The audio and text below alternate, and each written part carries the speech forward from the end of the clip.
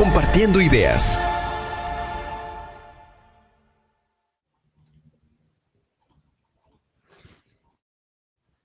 Queridos amigos, es un placer saludarlos en este su espacio Coffee Law, donde hablamos de los diferentes temas del derecho en sociedad.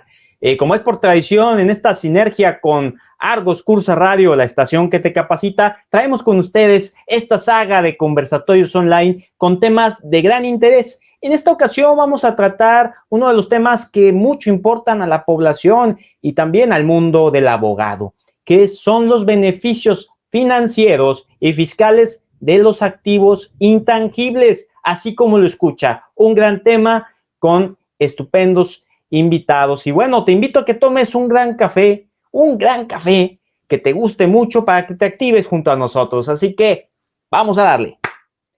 Y bueno, tengo aquí a dos verdaderos titanes en este tema, dos grandes amigos que nos van a estar ilustrando sobre este tema.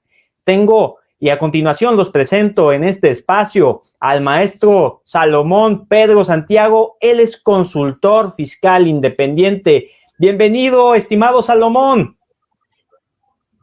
Muchas gracias, estimado abogado. Pues es importante conocer un poquito más a fondo sobre este tema y aquí estamos a la orden.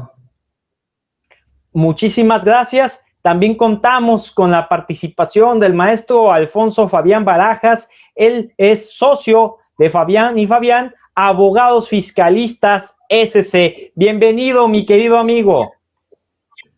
¿Qué tal, Rodolfo? Muchas gracias por la invitación. Como siempre, encantado por estar en tu programa. Muchísimas gracias. Ahora a la distancia, bajo el uso de las tecnologías de la información y de la comunicación.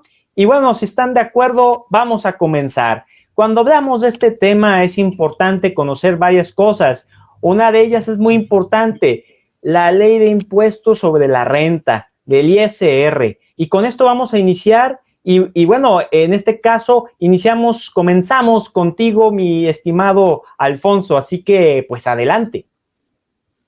Muchas gracias, Rodolfo. Mira, el problema que se presenta actualmente en lo que toca a los contribuyentes se basa en que se dejó de utilizar o se está pretendiendo que se deje de utilizar los comprobantes fiscales que se trafican al amparo de operaciones que conceptualizan pues realidades que son simuladas o inexistentes. O mejor dicho, lo que se está tratando actualmente con lo que el gobierno federal o la campaña que el gobierno federal quiere llevar a cabo, pues es terminar con las entidades que facturan operaciones simuladas y también de aquellas personas que dejan de o que adquieren esos comprobantes fiscales que amparan las operaciones que son irreales, simuladas o inclusive ilícitas. Entonces, bueno, la práctica fiscal, los asesores fiscales han visto pues con buenos ojos que el gobierno federal ataque estas estructuras criminales como son los denominados CEFOS y también pues los CEDOS, que son aquellos que procuran la evasión fiscal. Sin embargo, el problema mayor viene cuando se encuentra involucrada pues una empresa que facturó un servicio o un producto que realmente sí se materializó y que inclusive su objeto social sí se lleva a cabo, es decir, que es una empresa debidamente registrada, debidamente constituida, debidamente dada de alta ante el Registro Federal de Contribuyentes y adicionalmente es una empresa pues que sí lleva su objeto social en la realidad, en la práctica, sí vende productos, sí presta servicios. Entonces, cuando él factura, si la empresa es tipificada como un EFO definitivo en las listas del SAT, pues la problemática se va a trasladar a la persona que realizó la deducción. Y desde esa óptica, pues la persona que adquirió el servicio o adquirió el bien que le fue enajenado, si no comprueba la materialidad de la operación, entonces pues la deducción o el acreditamiento no va a tener efectos fiscales y tendrá que acumular los ingresos o determinarlos como valor de sus actividades para efectos el primero de impuesto de la renta y el segundo de impuesto de valor agregado y tendrá que pagar un impuesto que no corresponde a su capacidad contributiva, es decir, que es desproporcional, porque pues efectivamente las autoridades fiscales sí tratan de contrarrestar el tráfico de facturas simuladas, pero cuando las facturas no son simuladas y las pruebas son aportadas por el contribuyente, si a discreción de la autoridad estas no son suficientes, entonces va a rechazar el efecto fiscal de una forma injusta, de una forma indebida e ilegal. Entonces, pues bueno, los asesores de la materia, los despachos que se dedican a la planeación fiscal, han estado buscando dentro de la norma jurídica otras opciones que les permitan aplicar deducciones que sean permitidas, que estén debidamente documentadas y que sean reales en sustitución de los comprobantes fiscales. Y para ello, pues entonces dentro de la Ley de Impuesto sobre la Renta se encuentra el capítulo o el título que es correspondiente a las inversiones. Esto se da en los artículos 31, 32, 33, 34, 35 y 36, todos de la Ley del Impuesto sobre la Renta, que si el contribuyente se une a este tipo de inversiones, es decir, adquiere inversiones en activo fijo, gastos diferidos, cargos diferidos o lo que se denominan también los periodos preoperativos, entonces se puede beneficiar de una deducción especial que es por concepto de inversiones y que está establecida en la fracción cuarta del artículo 25 de la Ley del Impuesto sobre la Renta. Nosotros a lo que nos vamos a abocar en esta charla, pues es precisamente a los activos, pero a lo que se denominan los activos intangibles. ¿Cuáles son los activos intangibles? Los activos intangibles son aquellos, según las normas de información financiera, que estriban en cuanto a publicidad, regalías, conocimiento científico, tecnológico, diseño, implementación de nuevos procesos, nuevos sistemas, licencias, concesiones, marcas, todo lo que tiene que ver con la propiedad industrial como patentes, las listas de clientes, los derechos de autor, los costos de fases de investigación y de desarrollo y erogaciones en etapas preoperativas. Este tipo de activos intangibles, muchas veces el empresario no los valúa, es decir, no sabe cuánto vale todos aquellos activos que son incorpóreos, que no se observan, simplemente dan resultados y beneficios al contribuyente en cuanto a utilidades, como por ejemplo el know-how de un profesionista, pues muchas veces no es valuado por el propio profesionista y está perdiendo una oportunidad para poder aplicar una deducción en su beneficio. Entonces, bueno, esto es lo que nos vamos a abocar y para ello, pues, le vamos a dar la mano al contador y maestro en impuestos y licenciado en Derecho, Salomón Pedro, para que nos explique cómo opera esta deducción en beneficio de los contribuyentes y cómo la pueden aplicar para efectos de que resulte procedente aplicarla y que en caso de que le llegue facultades de comprobación al contribuyente, pueda tener pues, toda la documentación ad hoc para efectos de proporcionarla y evitar que la autoridad, pues en dado caso, le quiera aplicar una cláusula antielusión para efectos del artículo 5A del Código Fiscal de la Federación que entró en vigor a partir del 2020. Entonces vamos a platicar con el contador Salomón para que nos explique cómo opera.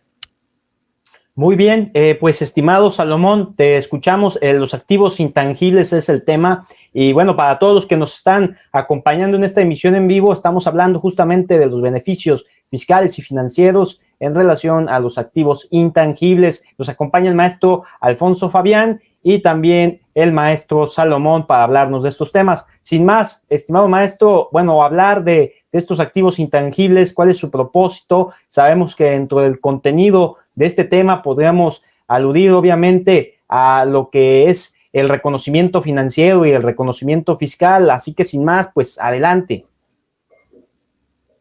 Muy bien, estimado abogado Rodolfo, y después de este preámbulo del maestro Alfonso, creo que ya podemos bajar la cortina e irnos, ¿verdad? Porque ya lo resumió todo en 5 minutos. Bueno, primero que nada hay que separar como menciona el tema, los beneficios financieros y posteriormente hablamos de los beneficios fiscales. Antes de abordar el tema, de profundizar sobre el tema, primero vamos a ver de dónde viene este fundamento, cuál es el fundamento de los activos intangibles. Los activos intangibles se ubican dentro del balance general de una empresa o del estado de posición financiera, que es el nombre correcto. Están los activos circulantes, los activos fijos y los activos diferidos. Entonces, en el rubro de activos diferidos, ahí ubicamos los activos intangibles. ¿Sale? ¿Correcto? Bien, las normas de información financiera que anteriormente se denominaban principios de contabilidad generalmente aceptados, que nosotros los contadores decíamos que eran principios de contabilidad generalmente ignorados, pues porque nadie les hacía caso, ¿verdad? Posteriormente, en el año 2001, 2002, se crea el Consejo Mexicano de Normas de Información Financiera, el CINIF, y es en donde surgen precisamente y entran en vigor estas normas de información financiera. Si bien es cierto que la norma no tiene el carácter de ley, encontramos actualmente en nuestra legislación fiscal en diversos preceptos, de alguna manera como obligatorias, es decir, como obligatorias acatar estas normas de información financiera, que la misma Corte ha determinado que son herramientas válidas que van de acuerdo a la realidad económica actual de las empresas y que sirven precisamente de apoyo, pues para digamos, para esa realidad económica a la que estamos, en la que operan cotidianamente cualquier organización. Entonces, la definición de activos intangibles viene en una norma de información financiera que es la norma C8, y ahí nos define que intangibles son aquellos bienes o derechos sin sustancia física, sin sustancia corpórea, dicen que traerán beneficios económicos a la entidad. Es decir, dicen que traerán, habla de un periodo futuro, que traerán beneficios económicos a una entidad. Y si esto también va acorde con la definición que tienen las normas internacionales de información financiera, que en este caso lo define la NIC 38, que es la norma internacional de contabilidad, que también no deben ser ignoradas, porque déjame decirte, estimado Rodolfo, que, por ejemplo, las empresas públicas, es decir, las que cotizan en bolsa de valores, estas no revelan, no presentan sus estados financieros en base a las normas de información financiera mexicanas, sino que la propia Comisión Nacional Bancaria y de Valores, allá por el año 2009, el 27 de enero del 2009, la Comisión Nacional de Valores emitió a través de sus disposiciones de carácter general la obligación para que las empresas públicas que cotizan en bolsa, pues revelaran sus estados financieros en base a las normas internacionales, ¿no? Entonces, es evidente que la Comisión Nacional Bancaria de Valores obliga a las empresas públicas a llevar sus estados financieros en base a las normas internacionales, y las normas internacionales definen en la NIC 38 qué es un activo intangible. Pues digo, creo que es más que evidente que son de gran importancia y relevancia, y las empresas públicas sí están obligadas a evaluar sus activos intangibles. Luego, entonces, si una empresa pública que cotiza en bolsa está obligada, digo, y además una empresa que aunque no sea pública, también se rige por las normas de información financiera, pues creo que es obvio que se tienen que regir estrictamente bajo esas normas, y más cuando, repito, algunas disposiciones fiscales te hacen referencia a esas normas, ¿correcto? Entonces, digamos que ese es el origen o el fundamento de donde nace la definición o el concepto de activos intangibles.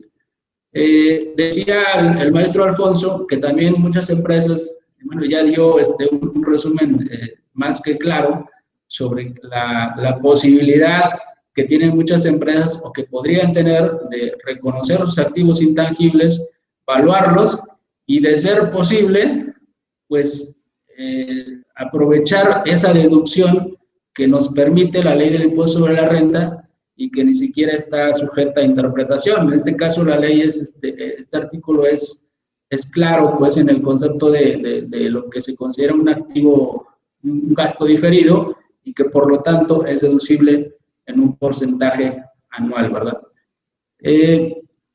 Pues hasta ahorita, digamos, no sé si nos vamos explicando más o menos el origen del concepto de un activo intangible, y vemos cómo su origen es financiero. Por eso hablo de beneficios financieros. Y a manera de resumen, vamos a comentar que un beneficio financiero, pues, podría ser que si tú actualmente en tu organización tienes tu estado de posición financiera y no tienes reconocido tus activos intangibles, es muy probable que lo único que tienes reconocido, pues, son lo que comúnmente denominamos, pues, nada más tienes evaluados los fierros de tu empresa, ¿verdad? Y a la hora de querer, tú como accionista mayoritario, querer vender tu empresa, pues realmente no sabes el valor que tiene, o posiblemente sí sabes el valor que tiene tu empresa, tu negocio, porque tú lo iniciaste, pero no sabes cómo documentarlo. Entonces, el no saber cómo documentarlo, pues no te va a permitir vender tus acciones, pues, al precio que tú pretendes, ¿verdad? Que te ofrezcan en el mercado. Otro beneficio que podría ser muy palpable es que si tú eres una empresa, como la mayoría de las, y que actualmente lo estamos viendo con esta crisis sanitaria que estamos viviendo, pues muchas empresas requerirían o requieren financiamientos actualmente para poder seguir subsistiendo, porque, pues, es claro que si no acuden al financiamiento, pues estamos viendo que esta empresa, pues, simplemente va a cerrar sus puertas, y con ello, pues, ya un montón de desventajas que va a traer, ¿verdad? Como el despido de trabajadores y todo lo demás que ya sabemos. Entonces, un beneficio financiero, ¿cuál es? Que al momento que tú valúes tus activos intangibles, ahora sí ya los vas a tener reconocidos de posición financiera. Es decir, los vas a tener en el rubro de gastos diferidos, vas a tener ahí tu activo intangible contra tu capital social. ¿Y eso qué representa? Pues que a la hora de que tú vayas a una institución crediticia, una institución financiera, solicitar un crédito, pues no es lo mismo a que vayas con tu capital social de 50,000 pesos o de 100,000 pesos, a que tú acudas con un capital, por ejemplo, de 1,000,000 de pesos, ¿sí? Obviamente, ahorita estamos hablando de forma general, pero esta evaluación tiene que hacerse, tiene que documentarse.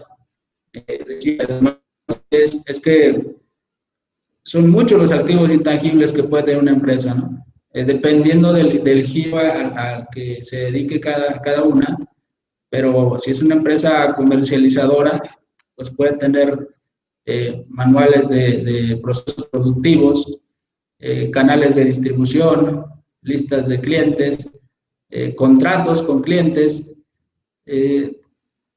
personal capacitado. Entonces, algún software que haya desarrollado de manera interna esta empresa. Entonces, todos esos son activos intangibles que si la empresa los documenta, que tiene una forma, que tiene la manera de controlarlo y de identificarlo y de controlarlo, que son las características que debe reunir un activo intangible, y lo dice la propia norma de información financiera, dice que tiene que ser identificable y además que tiene que ser controlado. ¿Esto qué significa? Pues que identificable, que lo pueda separar en algún momento determinado, pues la empresa, que yo pueda vender los derechos de mi nombre comercial, por ejemplo, ¿no? Ese sería, o sea, que si yo lo puedo vender, yo lo puedo arrendar, ese activo intangible. Entonces, para poder hacerlo, pues necesito tener un documento que ampare que efectivamente sí cuento con ese activo intangible. Si hablamos de personal capacitado, bueno, pues tengo que tener las constancias de que mi personal es calificado, las constancias de que mis programas de capacitación son constantes, son vigentes, y de esa forma yo estoy identificando mi activo intangible. Otra forma de cómo controlarlo, pues sería, oye, si yo tengo personal capacitado y de alguna manera, no sé, los blindo, o sea, haciendo un contrato de trabajo, por ejemplo, no sé, a 10 años, eso me garantiza que mi personal va a estar conmigo durante 10 años y que no se va a fugar ese personal. Entonces, eso me está reuniendo la característica de un activo intangible, es decir, que me va a traer beneficios futuros. Y los beneficios futuros no son otra cosa que los ingresos ordinarios que cualquier organización tiene actualmente y que los va a seguir obteniendo en el futuro. Además de ingresos ordinarios, el beneficio sería que los va a poder aumentar. Si una empresa actualmente, no sé, tiene ingresos anuales por 1 millón de pesos, el hecho de evaluar un activo intangible posiblemente haga que en 5 años sus ingresos se vayan, no sé, 10 veces más en aumento. Otro beneficio sería de que podría reducir sus costos de operación en un futuro. A eso se refiere cuando te menciona la propia NIF, que el activo intangible solamente serán aquellos que sean identificables, que puedan ser controlados por la empresa. ¿Sí? Entonces, creo que por ahí está digamos, la cuestión por la cual muchas empresas no voltean a ver sus estados financieros, que dicho sea de paso, creo que la autoridad fiscal conoce mejor el estado financiero de un contribuyente, ahorita con toda la tecnología que utiliza la autoridad fiscal para auditar, pues eso es una realidad, ¿eh? O sea, de hecho, la autoridad fiscal conoce mejor los estados financieros de un contribuyente que el mismo contribuyente. Entonces, creo que sí es importante que el empresario, pues, en un vistazo a sus estados financieros, vea con qué activos cuentan y también le inviertan, ¿verdad? Y le inviertan en poder reconocer esos activos intangibles y obtener un momento, como ya hice mención, de los beneficios financieros, que serían tener un capital social mayor al que actualmente tienen y que puedan ellos tener accesos a créditos ante instituciones financieras. Y además existe otro beneficio dentro financiero también, que es que del mismo crédito que solicita la institución financiera, ese crédito lo pueden garantizar con el propio activo intangible. El único requisito es que ese activo intangible lo puedan registrar en el Registro Único de Garantías y el banco está obligado a aceptar, en este caso, como garantía un activo intangible. Entonces, repito, en México posiblemente no existe todavía esa cultura de las normas de información financiera a las normas internacionales de información financiera, que ya vimos la relevancia, pero el ejemplo o los ejemplos actuales son muy claros, sobre todo en los Estados Unidos. Veía el otro día que el Amazon, por ejemplo, su valor actual, realmente me parece que era el 82% del valor actual de Amazon, pues lo representan sus activos intangibles. Entonces, dime tú si no es relevante, si no es importante, pues evaluar esos activos intangibles.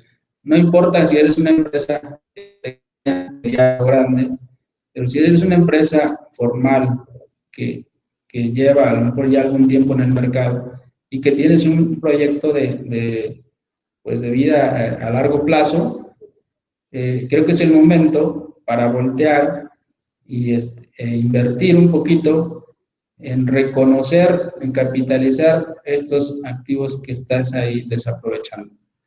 Eso sería en cuanto a la parte financiera, vamos a llamarle, y ahorita podemos hablar de... Sí, Sí, te escucho. Quisiera hacer una... ¿Querías agregar algo? Sí, es que está hablando Salomón de pues una planeación que es muy interesante, pero creo que el público, las personas que nos están escuchando, les pueden hacer la duda de saber qué tipos de intangibles existen. Y tanto la ley de propiedad industrial Sí. que tú tienes derecho ya sea a registrarlos o a llevar a cabo una patente sobre ellos para tener la titularidad del derecho pues a gozar de su explotación. Y te voy a decir algunos que están establecidos en la ley de propiedad industrial. Son, por ejemplo, los modelos de utilidad, los diseños industriales, que a su vez se subdividen estos últimos en dibujos industriales, modelos industriales, creaciones independientes. También tenemos, por ejemplo, las marcas y las invenciones. Las invenciones se lleva a cabo para dar su registro a través de una patente. Tenemos también el secreto industrial, los avisos comerciales, los nombres comerciales, denominaciones de origen, la indicación geográfica y también lo que se denominan los esquemas de trazado de circuitos integrados. Por ejemplo, las marcas, tú puedes llevar a cabo un contrato de franquicia y la persona que en este caso es quien adquiere los derechos de la franquicia, pues tiene pues el goce de disfrutar del know-how que tiene la compañía que le franquicia, pues por ejemplo, una empresa. Y la puede explotar a su vez a cambio del pago de regalías. ¿Sí? En la Ley Federal de los Derechos de Autor, por ejemplo, tenemos también que se pueden registrar lo que es las obras literarias, musicales, dramáticas, de danza, pictórica o de dibujo, escultórica y de carácter plástico. Tenemos también las caricaturas, historietas, las obras arquitectónicas, cinematográficas y obras audiovisuales, así como los programas de radio y televisión, programas de cómputo, fotografía, obras de arte aplicado, que incluyen el diseño gráfico o textil, y también se pueden registrar como derechos de autor las compilaciones, las cuales están integradas por colecciones de obras, enciclopedias, antologías y obras u otros elementos como las bases de datos que constituyan una creación intelectual. Entonces, como estamos viendo, tanto la ley de propiedad industrial como la ley federal de derechos de autor, pues hablan sobre un espectro bastante abundante sobre qué es lo que se puede registrar y patentizar, ¿sí? Es decir, habla sobre todos aquellos activos intangibles que el empresario puede beneficiarse de los mismos para evaluarlos y en su momento aplicarlos como una deducción pues, a la base de la contribución. Es decir, a los ingresos acumulables restarles deducciones por conceptos de activos intangibles.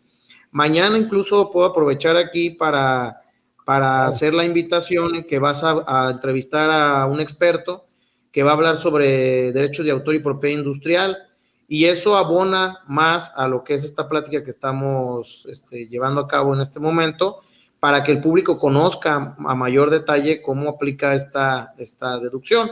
Para ello, pues me gustaría que el contador y maestro en impuestos, Salomón, nos explique cómo se puede llevar a cabo, es decir, cuáles son las etapas que debe de realizar un empresario para poder evaluar un activo intangible y posteriormente aplicarlo a la base de la contribución que en su momento va a pagar por concepto de impuesto sobre la renta. Le damos la palabra al contador. No sé si tú quieras abundar un poco, Rodolfo. No, es que es muy importante lo que compartes, estimado Alfonso. Es un tema actual, es un tema en donde muchas personas creaban mitos, errores garrafales, pensando que todo era terrible, pero realmente no, era algo necesario y que va acorde a las consideraciones del TEMEC. Bueno, estimado Salomón, contestando justamente, haciendo este team back de ideas que deja sobre la mesa Alfonso, ¿qué nos puedes compartir en ese rubro? Mira, como repito nuevamente, cada organización sabe perfectamente, los accionistas saben perfectamente identificar ellos dentro de su propia empresa con qué activos intangibles cuentan. Ya dijo una lista ahí importante el maestro Alfonso, pero posiblemente ahora sí que no les sirve a todas las empresas. Entonces, depende del giro de cada organización, en base a ello, los accionistas pueden identificar con qué activos intangibles cuentan, y pues ya ahora sí que en resumidas cuentas, pues todos aquellos activos intangibles que le generen un valor agregado a la empresa, a la organización, pues son susceptibles de evaluarse. Y bien, ya Sí. que nos pide aquí el maestro que hablemos un poco del tema fiscal, considero que el artículo 32 de la Ley de Impuesto sobre la Renta primero nos define qué son los gastos diferidos y nos dice que son aquellos bienes y derechos que puedan reducir costos de operación, explotar un bien o un producto. Entonces, estos activos intangibles entran dentro del rubro de inversiones, que a los que alude el artículo 25 de la Ley de Impuesto sobre la Renta, de que son deducibles las inversiones, y que si decimos que los activos intangibles entran dentro del rubro de inversiones, y el propio 32 te dice que son deducibles, y luego el 33, fracción tercera, te dice que los demás activos intangibles serán deducibles o serán amortizables en un 15%, pues esos son los, digamos, 2 o 3 artículos de la Ley de Impuesto sobre la Renta que te encuadran, digamos, en el ahora sí que del activo intangible. Claro. ¿Cómo se van a reducir? Pues en un porcentaje. En este caso, si no están dentro de las fracciones a que hace mención el artículo 33 de la Ley de Renta, pues van a ser deducibles en un 15% anual. Hablamos de que si tú eres una empresa que evalúa un activo intangible y vamos a pensar que lo evalúes en 10 millones de pesos, ya que hagas todo el procedimiento legal para reconocerlo dentro de tus libros contables, dentro de tus libros, ese importe de 10 millones de pesos que va a estar dentro de tu activo diferido, pues lo vas a poder amortizar en un 15% anual, es decir, y ese 15% anual lo vas a llevar como un gasto deducible fiscales. Entonces, si de 10 millones estamos hablando, que ya tienes en el año 1,5 millones de pesos que puedes deducir habiendo reconocido tus activos intangibles y ya no recurriste a otras estrategias en donde a lo mejor dedujiste un comprobante fiscal que no era adecuado, ¿verdad? Que no era acorde a la ley fiscal. Entonces, esos son los artículos que te hacen referencia a la deducción fiscal de los activos intangibles y a la forma en cómo se deducen. Ahora bien, creo que el punto fino sería cómo lo implemento, ¿sí? Exacto. Yo creo que ese punto sí recalcar que toda organización que quiera realizarlo tendría que acercarse con su abogado fiscalista, con su asesor fiscal, y ellos le van a decir cómo es que se implementa legalmente. Pero lo que sí podemos hacer es mencionar en esta charla es de que el primer paso que tiene que hacer, en este caso, la organización, la empresa, el contribuyente, identificar primero con qué activos intangibles cuenta. Ya que los tenga identificados, tiene que acudir con un corredor público para que este corredor público valúe ese activo intangible. Es decir, son varios aspectos, porque primero tiene que identificar con qué activos intangibles cuenta y también identificar si se generaron dentro de la propia empresa o si fueron adquiridos, pertenecen a la empresa de alguna manera o si pertenecen a los socios o accionistas, ¿no? Porque ahí ya entrando al tema fiscal, pues podrían darse varios supuestos en los cuales hay que tener mucho cuidado de que no vayamos a caer en una posible enajenación, por ejemplo, ¿no? Si tú lo transmites de un accionista a la propia sociedad, que son entes totalmente diferentes, el accionista y la sociedad, pues probablemente sí podríamos caer en el supuesto de una enajenación, ¿sí?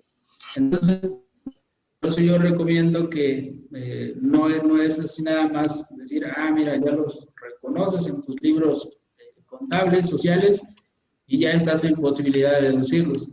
Son varios aspectos finos que se tienen que tomar en cuenta para poder llevarlo a cabo. Pero de manera general, para que quede un poco más claro este concepto, lo primero que tiene que hacer el empresario es para que evalúe estos activos, ya que los ha identificado. ¿Por qué el corredor público? Porque el corredor público es el autorizado, es el perito autorizado para evaluar activos intangibles, así como también evalúan activos tangibles, o sea, como bienes inmuebles. Hay peritos que son especialistas en evaluar activos intangibles. ¿Por qué? Pues porque la ley de correduría pública lo faculta, ¿no? Así de sencillo podríamos decir. Entonces, el corredor público ya se valdrá de la ayuda a lo mejor de otros expertos financieros, quizás, y van a determinar el valor que corresponde a ese activo que se pretende evaluar. Y una vez que ese corredor público, que dicho sea de paso, tiene fe pública, determina, de acuerdo a los procedimientos que también la propia ley le marca, o los procedimientos que existen en normas para evaluar activos intangibles, en esos procedimientos se va a basar el corredor y va a llegar a un valor determinado. Entonces, ya que determine ese valor, pues lo va a plasmar en un dictamen y va a plasmar el procedimiento que utilizó para llegar a ese resultado del ejemplo de 10 millones del que hablábamos. Es que tu activo intangible vale 10 millones de pesos, ¿sí?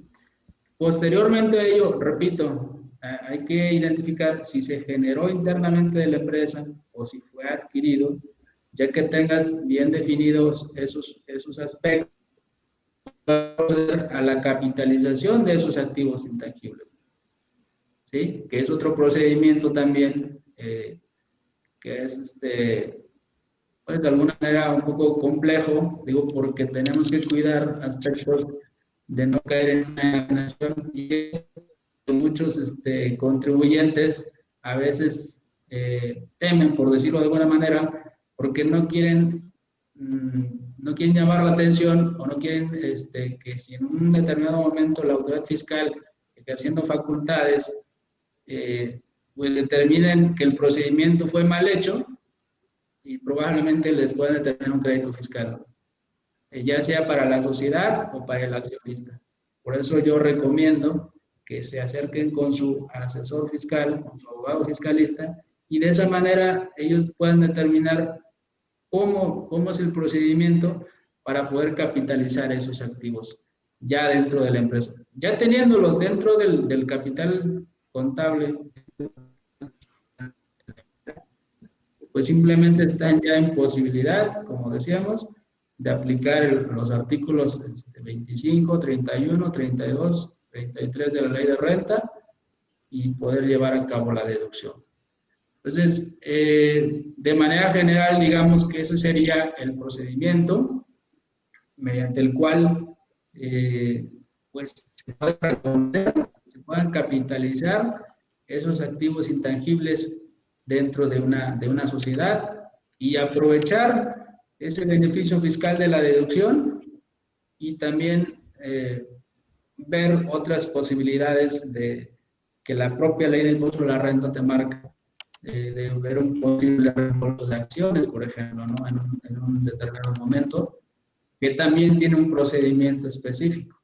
Es decir, posiblemente en el propio artículo 78 de la ley de renta, si no mal recuerdo, que habla de los reembolsos de acciones, probablemente también se pueda llevar a cabo en un futuro un reembolso de acciones a los accionistas que deseen retirarse o que por alguna manera necesiten sus acciones, y posiblemente también se pueda hacer eso disminuyendo la carga fiscal. Pero, repito, no es nada más así de que social de 10 millones y ahora voy a reembolsarme acciones sin pago de ISR. No, porque tiene un procedimiento muy particular que te marca el propio 78, en donde tienes que hacer el cálculo como si fueras a distribuir dividendos. Entonces, pero haciéndolo con un procedimiento adecuado, con los tiempos que te marca la misma ley, pues podría ser, ¿por qué no?, obtener un beneficio adicional al de la deducción del que ya platicamos, ¿no? Del que habla el 31 de la 32.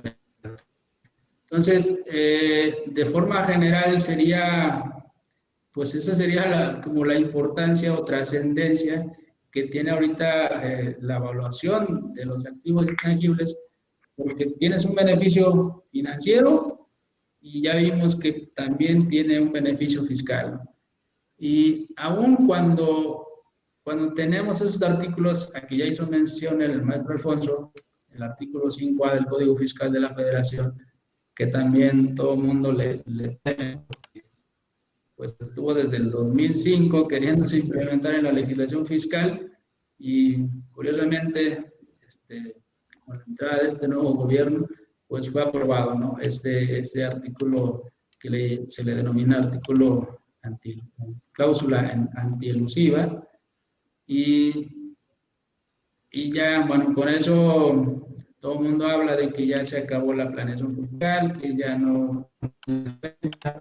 Entonces, considero que todavía podemos seguir explorando un poco, seguir siendo más finos en la implementación de los beneficios que la propia ley está dando todavía. Es decir, ni siquiera estamos hablando ahorita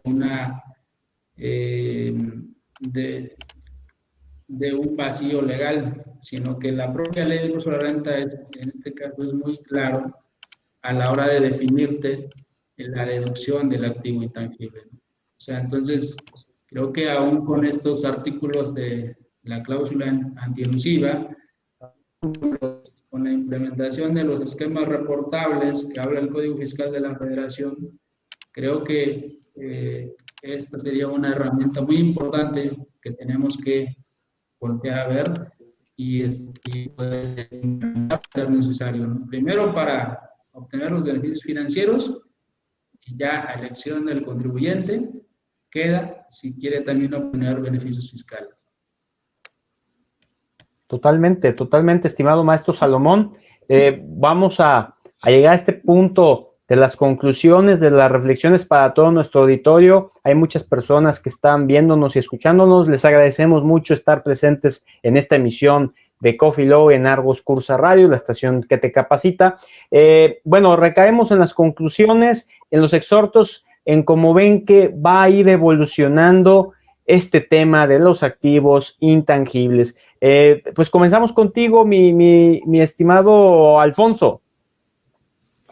Bueno, aquí es muy importante, dado lo que hablaba el contador Salomón, que en el momento en que evalúen un activo intangible, sí se acerquen con el perito en la materia, que en este caso público, y sobre todo porque vamos a remitirnos a una jurisprudencia que salió en el mes de diciembre del 2020, el diciembre del 2019, donde se señala que toda la documentación comprobatoria que le aportes a la autoridad durante las auditorías debe de llevar fecha cierta.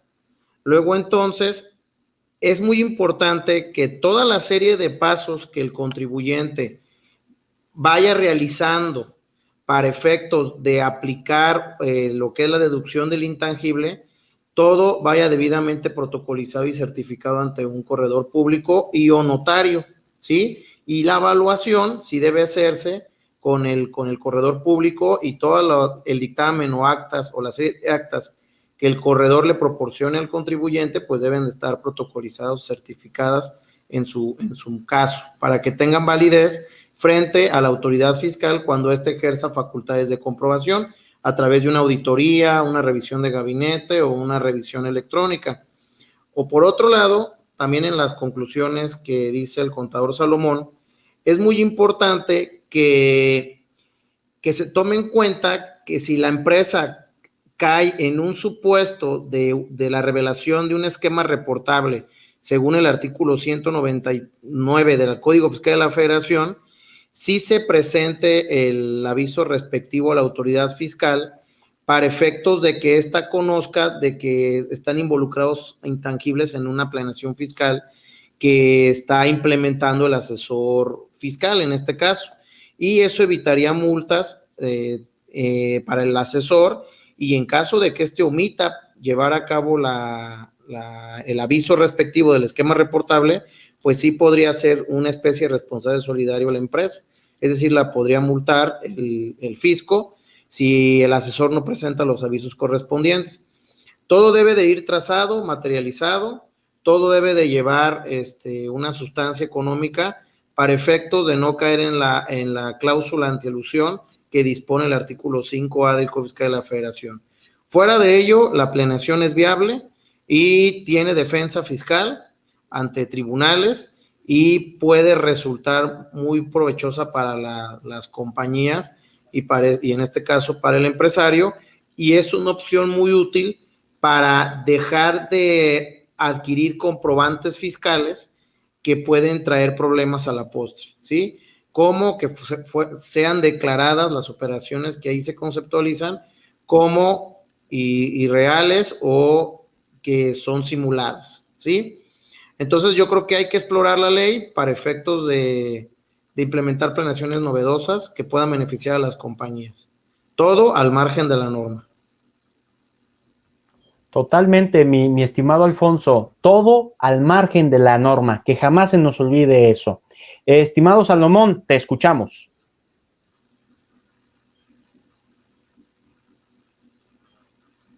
Esto nuevamente es un tema que, si bien es cierto, no es novedoso, porque siempre ha estado aquí en la ley, en las normas que ya mencionamos.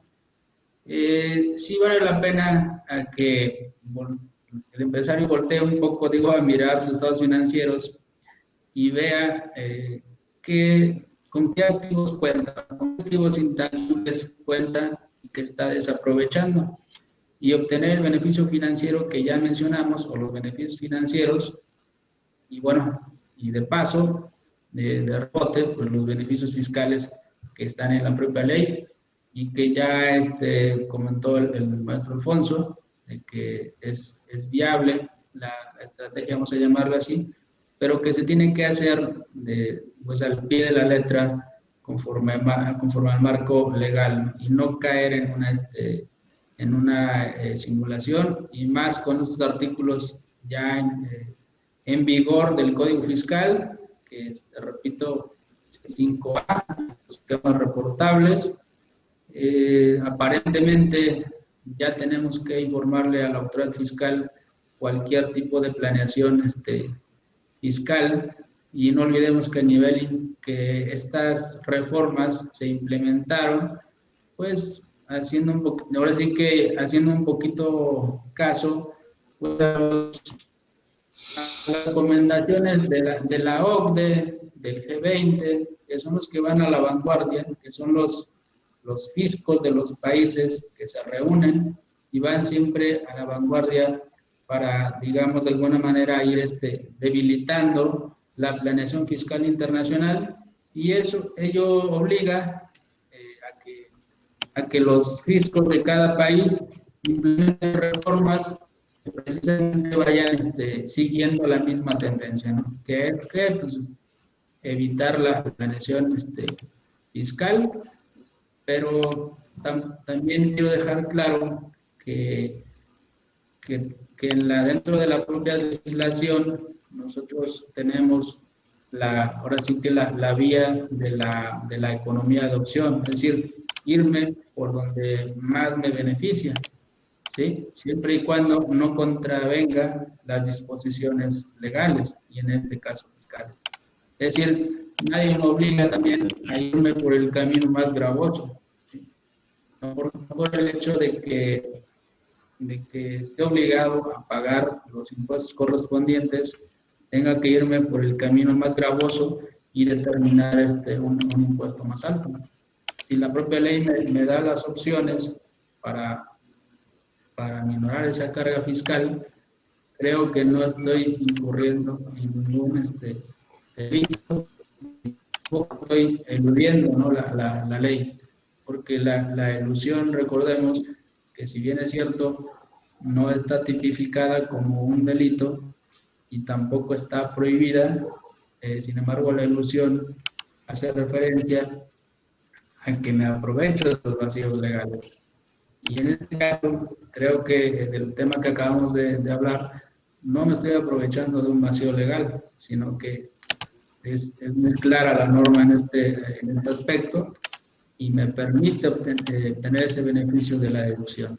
Entonces, sería más claro que todo empresario se acerque con su asesor de confianza y pues vean la viabilidad de implementar esta estrategia. Esa sería mi Perfecto.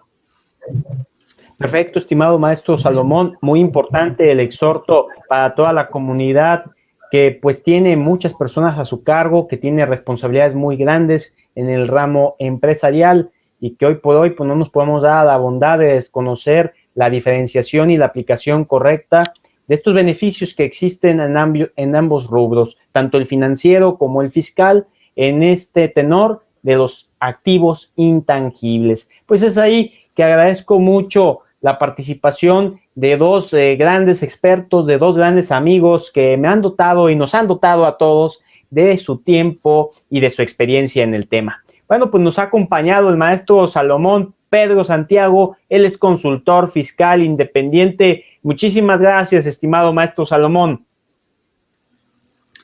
No, pues el agradecimiento es mutuo, y estamos a la orden para cualquier otro tema en materia fiscal. Ya nos pondríamos de acuerdo posiblemente con el maestro Alfonso. Me gustaría hablar, por ejemplo, del 5A, que es muy famoso y que tiene ahí aspectos muy importantes, ¿no? Vigentes sobre todo. Definitivamente, lo vamos a tratar, nos vamos a poner de acuerdo y ya quedamos emplazados, estimado maestro Salomón. Y bueno, también Perfecto. agradecer muchísimo al maestro Alfonso Fabián Barajas, socio de Fabián y Fabián, abogados fiscalistas SC, un gran amigo de mil batallas, mi estimado Alfonso. Muchas gracias a ti, Rodolfo, gracias al maestro Salomón, y pues el agradecimiento va de vuelta por la atención que tuviste con nosotros y estamos a tus órdenes. Muchas gracias. Muchísimas gracias, estimado Alfonso. Sépase que, bueno, esto está disponible en Argos Cursa Radio en su página de Facebook y también, bueno, se ha compartido el enlace tanto en la página de Coffee Law y en la página de Café Jurídico. Así que lo pueden repetir, pueden ponernos sus comentarios que se los haré llegar de forma muy gentil a nuestros queridos invitados, a nuestros queridos expertos. Bueno, no me queda más que agradecer a través de esta vía a todos los que han estado acompañándonos. Compartan el video para que llegue a más personas y creemos conciencia, en este caso, dentro del mundo jurídico y también en la sociedad. Cuídense mucho, ha sido Coffee Law, esta saga de conversatorios que se hacen con la intención de crear más análisis y propuesta en estos temas jurídicos. Les mando un gran abrazo a la distancia. Cuídense mucho. Abrazo, cuídense, gracias Alfonso. Hasta luego. Coffee Law. Compartiendo ideas.